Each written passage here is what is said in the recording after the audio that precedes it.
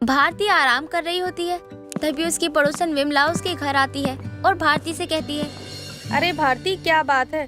आज तू इतनी सुस्त क्यों बैठी हुई है? आज नहीं जाना है क्या वहाँ? नहीं यार, मैं तो हर बार ही हार जाती हूँ। अब मैं वहाँ जाऊंगी ही नहीं, जाकर भी मैं क्या ही करती हूँ। अरे अब ऐसे भी मत बोल, मैं तो तेरे सहारे ही जाती हूँ। अब अगर तू भी मना कर देगी तो मैं कैसे जाऊंगी? मैं तो वैसे भी कितनी भोली हूँ, अगर मैं अकेले गई तो सब मुझे लूट लेंगे। अरे रहने भी दे तू कहीं से भी भोली नहीं लगती है। अगर लोग तुझे भोली कहेंगे तो हमारा क्या होगा? और वैसे भी तू हर बार ही जुआ जीतती है, एक भी बार तूने पार्टी तक नहीं दी हमें। तुझे तो पता है ना कि मैं अकेले ही घर में रहती हूँ, और जब अकेले ही घर में रहती हूँ तो मुझे अपनी देखभाल भी तो खुद ही करनी पड़ती है ना। मैं पैसे तो कमाती नहीं हूँ, थोड़ा बहुत जो मिल जाता है जुआ खेलकर उसी से अपना घर चला लेती हूँ। अब अगर तू नहीं जाएगी तो मैं अकेले कैसे जा पाऊंगी? मेरे बारे में तो सोचना जरा। हे भगवान, कितनी झूठी है तू। तेरा बेटा बहू की सरकारी नौकरी लगी हुई है, इसलिए वो तेरे साथ तेरे घर पर नहीं रहते हैं, और तुझे तो कहीं से भी पैसों की कमी नहीं है। अरे कम से कम झूठ तो मत बोल। मेरे बहू बेटे की सरकारी नौकरी है तो क्या हुआ? वो मुझे पैसे थोड़ी ना देते हैं भर भर कर। थोड़ा बहुत जो भेजते हैं वो खाने पीने में ही निकल जाता है, और महंगाई के बारे में तू तो अच्छे से जानती है ना। हाँ, ये तो तूने बिल्कुल सही ही कहा। महंगाई तो वाकई में ही बहुत हो गई है। कुछ भी लेने से पहले हमें 100 बार सोचना पड़ता है कि वो चीज हमें लेनी भी चाहिए कि नहीं। पैसे तो वैसे भी अब कम ही हो गए हैं। तभी तो मैं जुआ खेलती हूँ ना। देख, जुआ खेलने से थोड़ी बहुत मदद हो जाती है, मैं अपने शौक भी पूरे कर लेती हूँ। मुझे आदत थोड़ी ना है जुआ खेलने की, वो तो बस जरूरत है। लेकिन विमला, जरूरत भी हमें अच्छी चीजों की ही होनी चाहिए, वरना आगे चलकर हमें ही परेशानी होती है। मैं तो बस एक बार ही 5,000 रुपए जीती थी, बस उसके बाद तो आज तक बस हार ही रही हूँ। इसलिए मैंने तो अपने मन में ठान लिया है कि आज के बाद जुआ नहीं खेलना है। ये तो एक ही बात पकड़ कर बैठ गई है। अब इसे मैं कैसे समझाऊं कि अगर ये मेरे साथ जुआ खेलने नहीं गई तो नुकसान होगा मेरा। अरे भारती कम अकल की है, तभी तो आज तक मैं इसे जुए में जीतती आई हूँ ना। लेकिन ये है कि अपना अलग ही मन बनाकर बैठी हुई है। क्या करूँ, कैसे समझाऊं इसे? क्या हुआ विमला, तू कुछ बोल क्यों नहीं रही है? कुछ खाएगी? तू भी ना भारती, अरे छोटी मोटी हार तो होती रहती है। ऐसे ही कुछ दिन पहले एक औरत आई थी, बार बार हार रही थी, लेकिन एक बार वो जीत गई और लखपतनी हो गई। मानती हूँ जुआ खेलना अच्छी बात नहीं है, लेकिन ये तो तू भी मानती है ना, जुआ से ही लोग कितने अमीर होते हैं। ये तो तू बिल्कुल सही कह रही है। अभी तो हर चीज के लिए हमें भी कितनी बार सोचना पड़ता है। मेरा बेटा भी कितनी मेहनत करता है, तब जाकर 2 पैसे कमाता है। और अगर ऐसी किस्मत मेरी भी निकल गई कि मैं इतनी बार हारी हूँ और एक ही बार में बहुत पैसे आ गए, तो कितना अच्छा हो जाएगा। वही तो मैं तुझे इतनी देर से समझा रही हूँ ना, लेकिन तू है कि मेरी बात समझती ही नहीं। खैर, अब जब तू कुछ समझना ही नहीं चाहती तो मैं तुझसे जबरदस्ती नहीं कर सकती। अच्छा, तो मैं अब चलती हूँ। अरे नहीं नहीं, तू अकेले मत जा, मैं भी चलूंगी। हारती हूँ तो क्या हो गया, आज नहीं तो कल जीत भी तो जाऊंगी ना। भारती ऐसे ही आए दिन जुआ खेलती रहती थी। कई बार तो बहुत कुछ हार भी जाती थी, लेकिन विमला को ऐसे जुए में बार बार जीतता देखकर भारती भी वापस खेलने लगी थी। ऐसे ही एक बार भारती जुए में 1,000 रुपए जीत गई थी। ये देखकर भारती को बहुत खुशी होती है और वो विमला से कहती है, आज तो मैं बहुत खुश हूँ। आज मैं जुए में पूरे 1,000 रुपए जीत के आई हूँ। मेरी जैसी किस्मत हर किसी की नहीं होती है। विमला, आज मेरी तरफ से तेरे लिए पार्टी, जो तू खाना चाहती है खा ले। देख, अब तू जीत गई तो थोड़ी खुशी तुझे भी हो रही है ना। मैंने तुझसे कहा था ना पहले। भारती थोड़ा थोड़ा जीतती है, जिससे अब वो और भी ज्यादा जुआ खेलने को लेकर उत्सुक हो जाती है। कई दिनों बाद भारती जुआ खेलने के लिए अपने घर से बाहर जा रही होती है। भारती जैसे ही दरवाजा खोलती है तो दरवाजे पर खड़ा भारती का बेटा अंकित एक चारू नाम की लड़की के साथ दिखता है। उन दोनों को साथ में देखकर भारती काफी हैरान हो जाती है और कहती है, अंकित, ये लड़की कौन है और तू इसे हमारे घर क्यों लेकर आया है? माँ, चारू मेरी पत्नी है और आपकी बहू। इससे पहले कि आप कोई सवाल करो, आप मेरी बात पहले सुन लो। हम दोनों एक दूसरे से बहुत प्यार करते थे, लेकिन चारू के माता पिता इसे गांव लेकर जा रहे थे। ताकि वो इसे गांव ले जाकर इसकी शादी कहीं और करवा दे।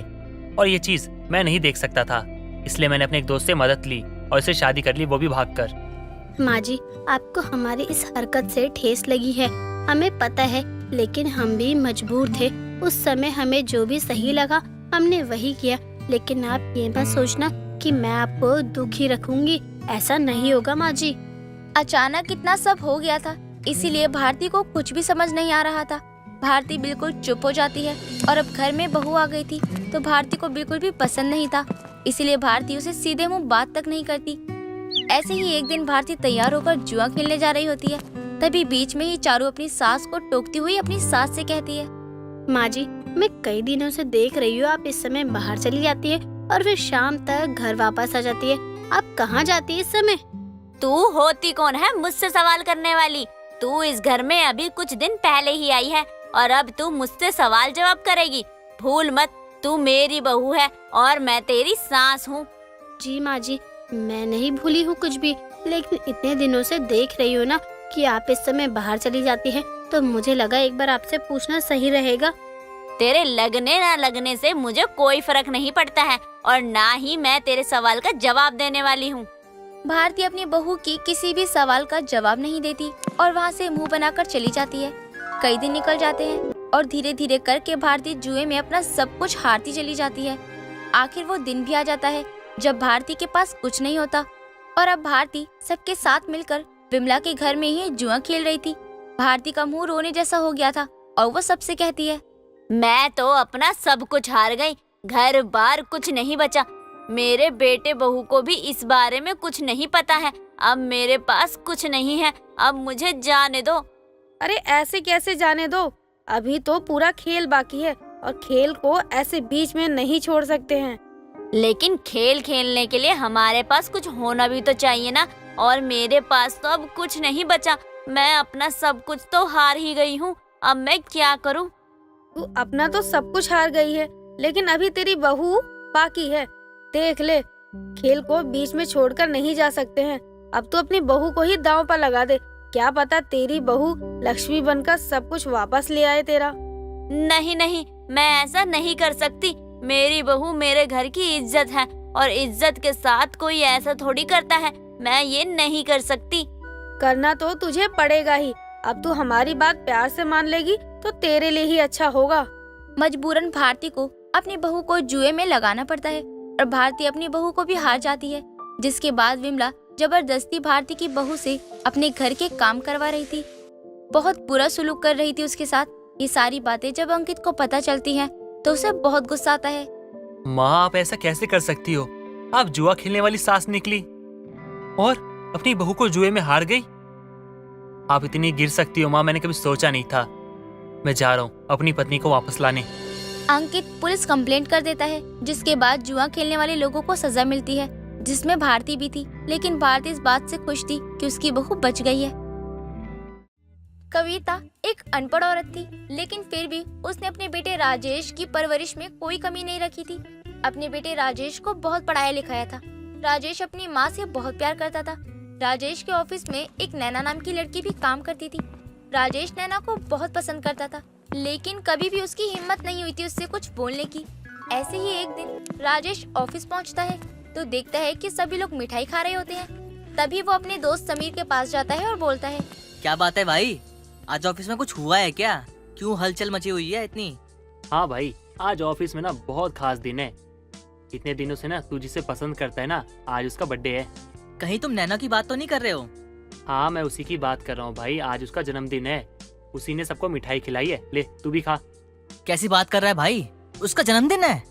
अभी मिठाई नहीं खाऊंगा, पहले उससे मिल तो लूं। राजेश इतना कहकर नैना के केबिन में जाता है और उसे जन्मदिन की बधाई देता है। इसके बाद नैना राजीव से बोलती है, सिर्फ बधाई से काम नहीं चलेगा, आज तुझे मेरे साथ डिनर पर चलना होगा। लेकिन आज मैंने माँ के साथ डिनर करने को बोला है, क्योंकि मैं रोज हमेशा ऑफिस से लेट आता हूँ, तो माँ के साथ डिनर कभी नहीं कर पाया। तो आज माँ को टाइम देना है, इसलिए आज तुम्हें सॉरी। कैसे इंसान हो तुम, बर्थडे गर्ल को ही मना कर रहे हो। तुम अपनी माँ के साथ खाना कल भी खा सकते हो, लेकिन मेरा बर्थडे तो आज है ना, तो प्लीज ना चलो मेरे साथ डिनर पर। ठीक है, मैं तुम्हारे साथ चलूंगा, लेकिन हम जल्दी वापस आ जाएंगे, क्योंकि मेरी माँ इंतजार कर रही होगी। ठीक है, हम जल्दी वापस आ जाएंगे। तुम मेरे साथ डिनर पर चल रहे हो, मेरे लिए वही बहुत बड़ी बात है। थोड़ी देर बाद राजेश अपने कैबिन में चला जाता है और अपने ऑफिस के काम में लग जाता है। इवनिंग में ऑफिस ऑफ होने के बाद राजेश और नैना एक साथ डिनर करने के लिए एक रेस्टोरेंट में जाते हैं, जहां राजेश से पहले ही नैना राजेश से अपने दिल की बात बोल देती है। आज तुम्हें डिनर पर अपने साथ लाने के पीछे मेरा एक मकसद है। मैं आज तुमसे ये कहना चाहती हूँ। कहना तो मैं भी तुमसे कुछ चाहता हूँ, लेकिन आज तुम्हारा बर्थडे है, इसलिए पहले तुम बोलो, तुम क्या कहना चाहती हो? मैं तुम्हें बहुत पसंद करती हूँ और तुम्हारे साथ अपने आगे की जिंदगी बिताना चाहती हूँ। क्या तुम मुझसे शादी कर सकते हो? तुमने तो मेरे दिल की बात छीन ली। मैं तुमसे कब से कहना चाहता था, मैं तुम्हें पहली नजर से पसंद करता हूँ, लेकिन मुझे डर लगता था कहीं मैं तुम्हें बताऊं तो तुम मना ना कर दो, इसलिए मैंने आज तक कुछ नहीं कहा। इसका मतलब अब तुम्हारी और मेरी शादी में कोई प्रॉब्लम नहीं है, तुम मुझसे शादी कर सकते हो ना? मेरी तरफ से कोई प्रॉब्लम नहीं है, लेकिन अभी मैं शादी नहीं कर सकता हूँ, क्योंकि मुझे पहले माँ से पूछना पड़ेगा। अगर वो हाँ करेंगी तो करूंगा, ना करेंगी तो आई एम सॉरी, मैं नहीं कर पाऊंगा, क्योंकि मैं अपनी माँ से बहुत प्यार करता हूँ। इसका मतलब अगर तुम्हारी माँ ने मना कर दिया तो तुम मुझे भुला दोगे? हाँ, अगर मेरी माँ ने मना किया तो मैं तुमसे शादी नहीं करूंगा। राजेश की बात सुनकर नैना को बहुत बुरा लगता है, लेकिन राजेश का अपनी माँ के प्रति प्यार देखकर वो उसे कुछ नहीं बोलती। अगले दिन राजेश नैना को लेकर अपने घर जाता है और अपनी माँ को सारी बात बताता है, जिसे सुनने के बाद कविता बोलती है। बेटा, मेरी कितनी ही जिंदगी है जो मैं तेरी खुशियों के बीच आऊंगी। मैंने तुझे इस काबिल बना ही दिया है कि तू अपनी जिंदगी का सही फैसला खुद ले सके। इसका मतलब आपको मेरी और उसकी शादी से कोई ऐतराज नहीं है?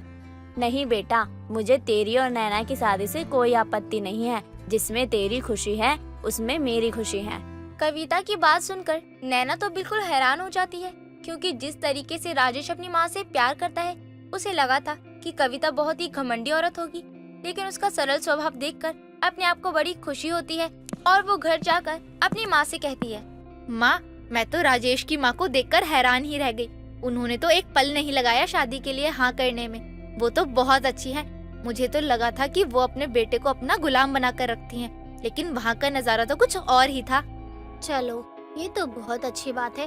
तब तो तुम दोनों सास बहू में अच्छी जम जाएगी, वरना तेरे गुस्से स्वभाव को लेकर मैं बहुत परेशान थी कि पता नहीं तेरी सास से कैसे निभेगी।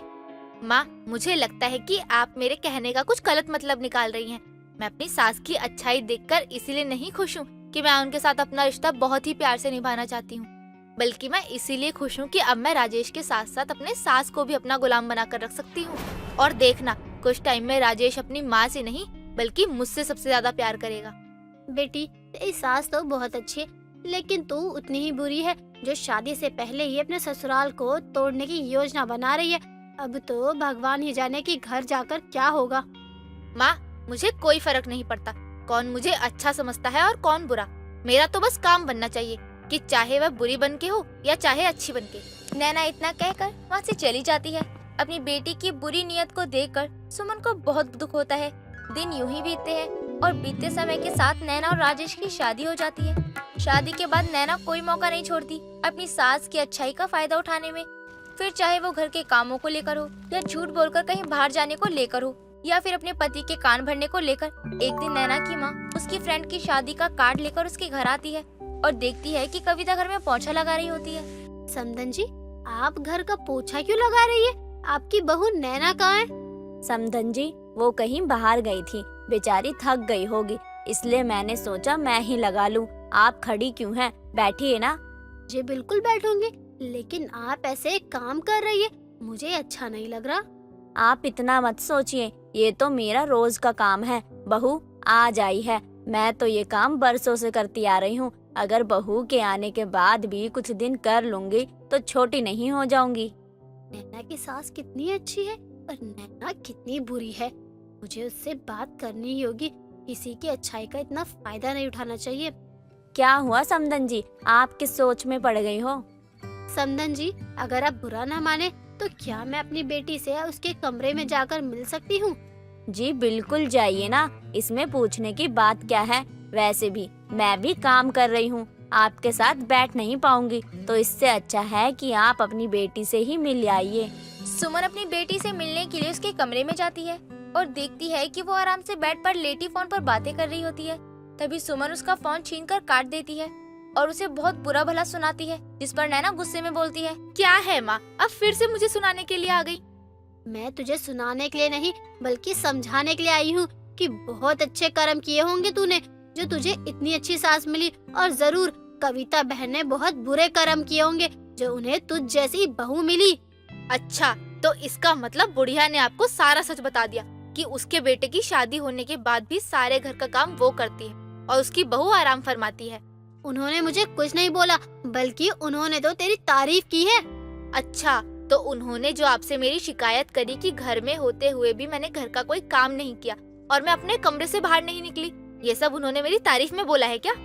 बेटी, इसीलिए कहते हैं कि बुराई चाहे कितनी भी ताकतवर क्यों ना हो लेकिन अच्छाई के सामने नहीं टिक सकती। तूने अपने मुंह से ही सच बता दिया। उन्होंने तो मुझे ये बोला कि तू घर में नहीं थी इसीलिए वो काम कर रही है। बेटी, अपनी अनपढ़ सास की इतनी भी बुराई मत कर, तुझे नरक में भी जगह नहीं मिलेगी। और तेरी सास की जगह कोई पढ़ी लिखी होती ना तो तेरे को अच्छे से सबक सिखा देती, बल्कि तुझे यहाँ से रवाना ही कर देती। ये बात सुनकर नैना को अपनी सास के साथ किए गए गलत व्यवहार को लेकर बहुत पछतावा होता है और उस दिन के बाद से नैना अपनी माँ से वादा भी करती है कि वो खुद में सुधार लाएगी और अपनी सास के साथ प्यार से रहने लगती है।